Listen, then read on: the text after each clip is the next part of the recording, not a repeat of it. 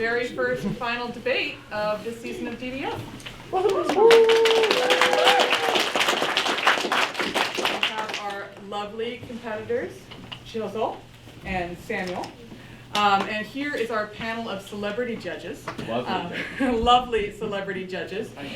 Right here we have Tim Shields, who you may remember from your workshop, longtime DDF coach, and has volunteered his time. Right next to him, equally longtime debate coach and excellent speaker that you had early in your tournament, here to judge. And on the very end, we have Joey Jacobson, longtime DDF competitor, who has volunteered his time to come in as well. So a big round of applause for our judges. And then lovely timer, what's your name? I'm Ryder. Ryder, thank you very much for timing. Round of applause for that. I will get you some scratch paper. Hold for scratch paper.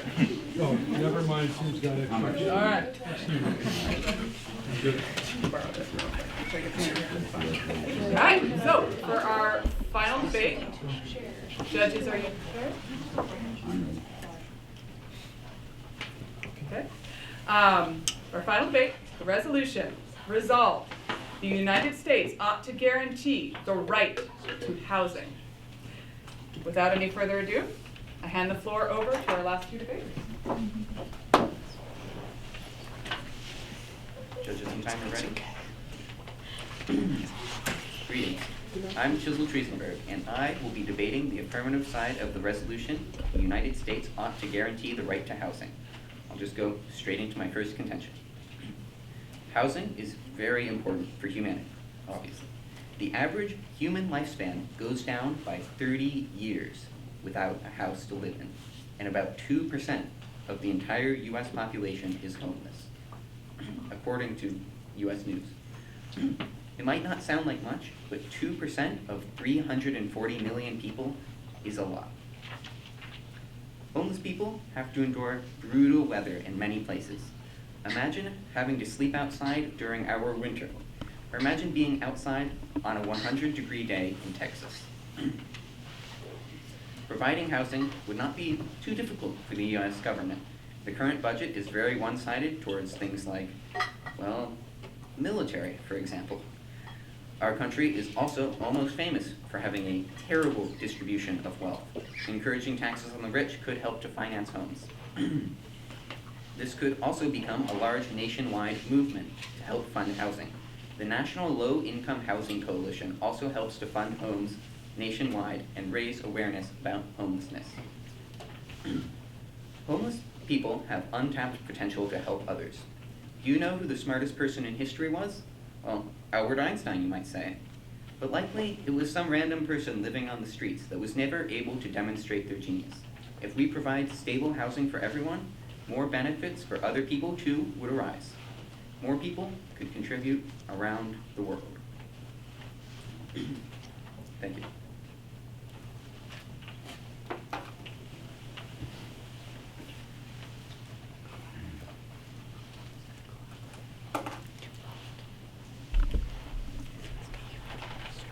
Judges and timer ready? Opponent ready? Then I'll begin the crossfire. Now, you mentioned the fact that the U.S. government can easily afford to finance all these houses because of its poor budgeting skills. But are you aware that to build homes for about half the needed people, it would cost $11 trillion just for half of these people? Are you aware of that fact? I'm not. Okay. And then, are you aware that because of this extreme cost, that shortcuts will likely be taken, and this will lead to poor homes that don't really end up helping the people that are living in them? Yes, but I think that any home at all is better than no home. Okay.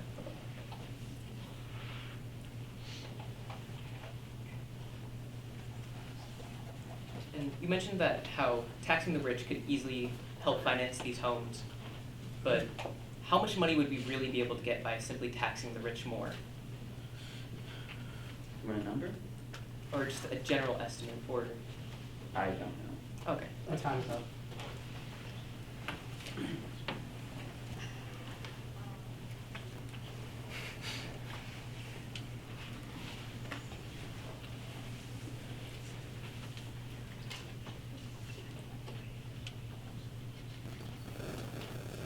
Judges and timer ready? Mhm. Opponent ready? Then I will begin. Hello, my name is Samuel Munson, and I will be arguing for the side of the negation for this debate. Before I begin, I would like to define the key phrase within this debate. Oxford defines guarantee as a formal promise or assurance that certain conditions will be fulfilled.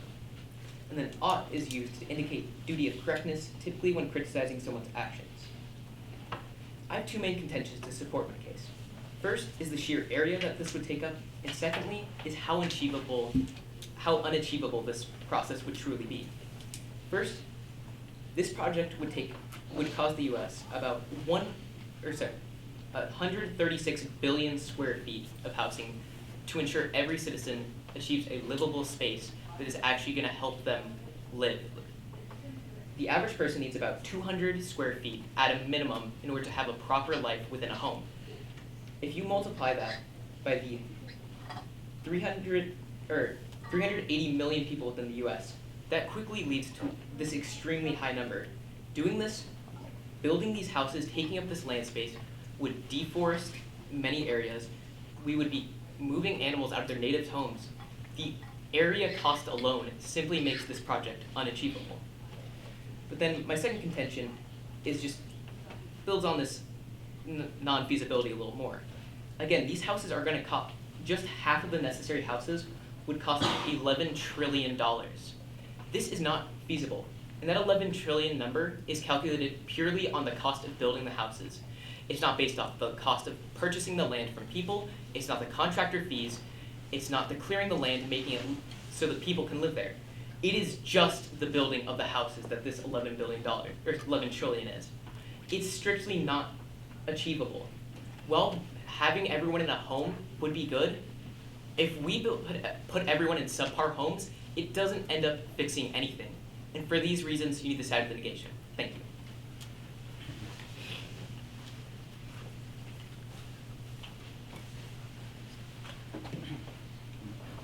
Ready?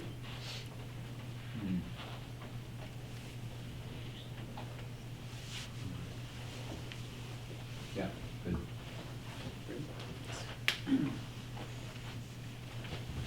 You mentioned that each person needs 200 square feet of housing to be, well, where did you get this number?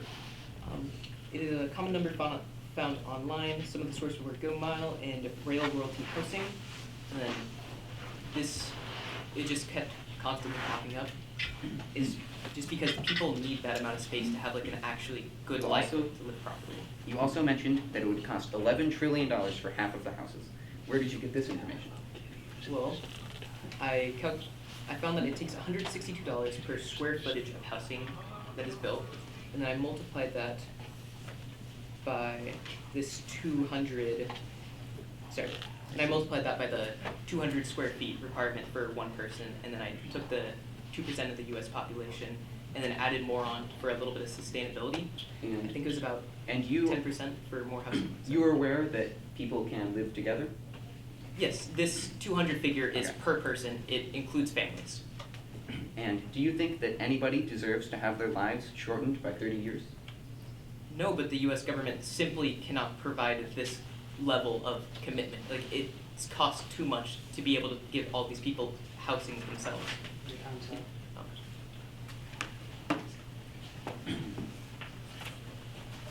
You want to come in a minute right back on?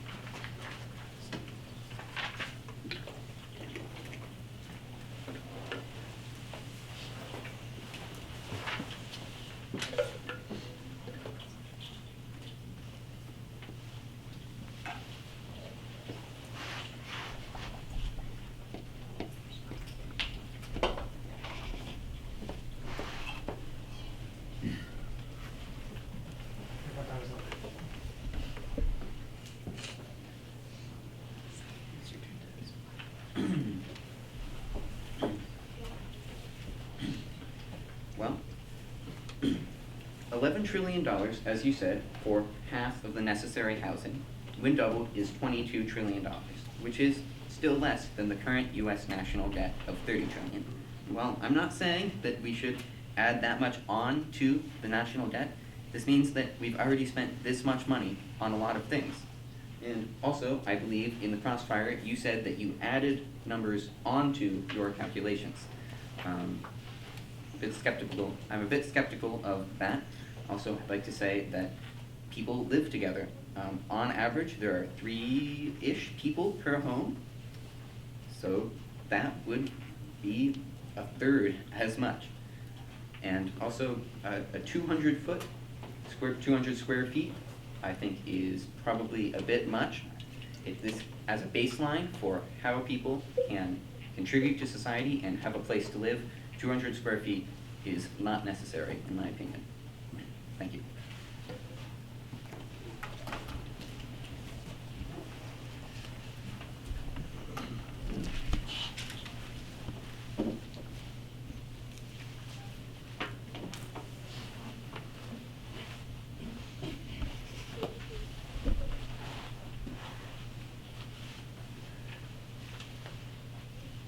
Judges and timer ready?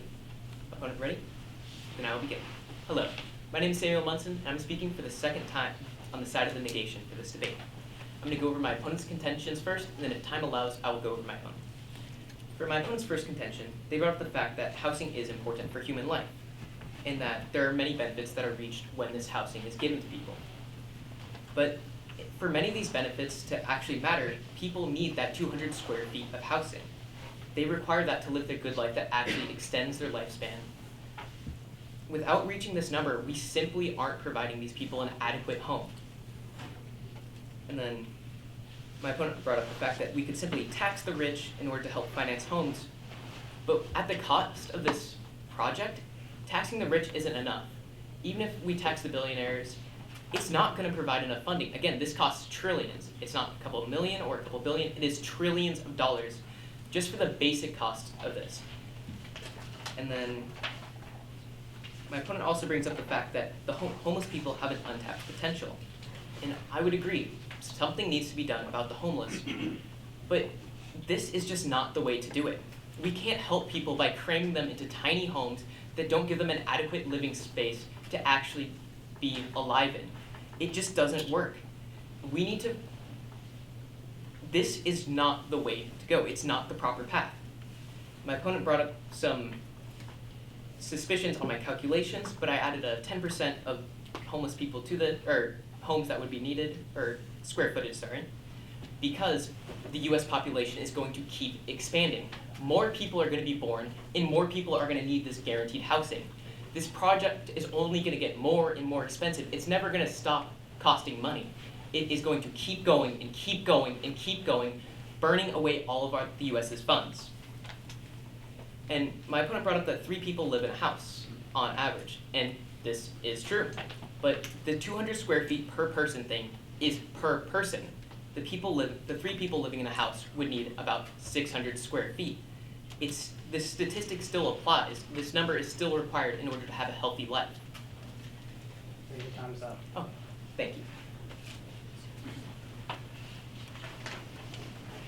You should amend the amendment paragraph again.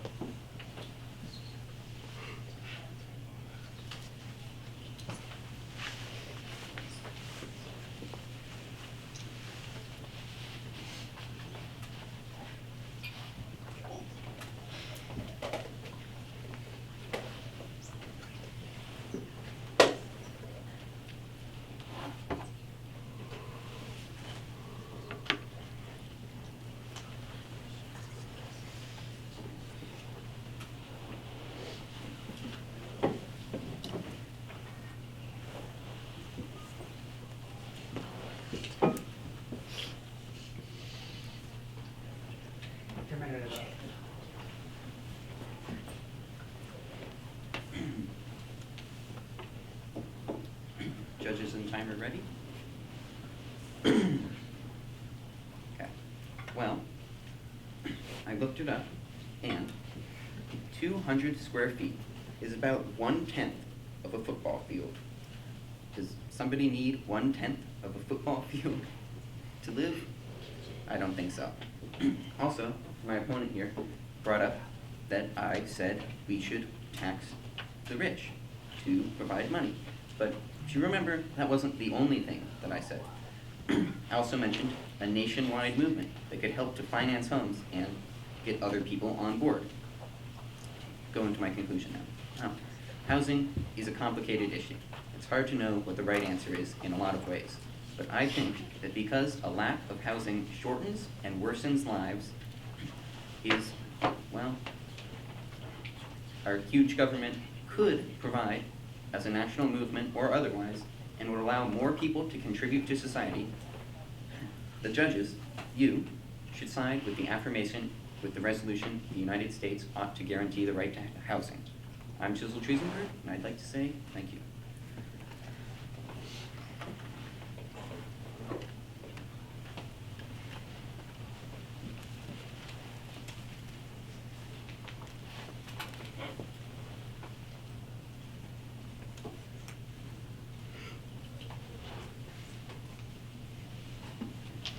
Judges and timer ready? Mm-hmm. Opponent ready? Yeah. Then I will begin. Hello, my name is Samuel Munson, and I will be speaking for the final time on the side of the negation for this debate. Now, overall, this debate has clearly come down to what is best for the people of the U.S. While the homeless crisis is a terrible issue, this path is simply not the way to solve it. Again, the U.S. is throwing itself into trillions of dollars in debt and is going to keep sinking funds into building these houses when it's just not sustainable. This just simply is not the solution. Again, there isn't enough of an income stream anywhere to really get this motion going. This project is too expensive. Like I said, it's just not affordable within the US. And there's constant mentions that people don't really need a 1/10 of a football field to live in. But that is so people can have a healthy life. This is a commonly agreed on number so that people can enjoy their life and live it to the fullest, so that they can actually be productive members of society, so that they can have the proper benefits that come with having a home. Cramming them all into low-income housing, just building more slums, is not a solution. That is the only way that this would ever possibly work, and it is simply not healthy. We cannot go this path in order to help these people.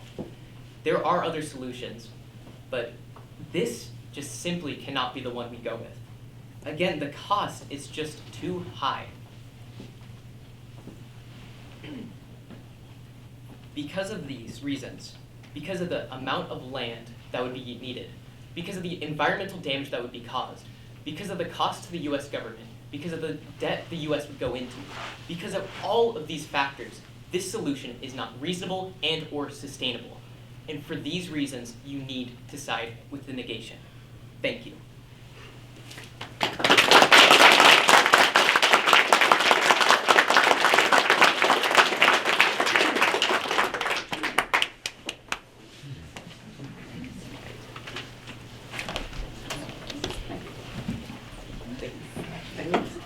Very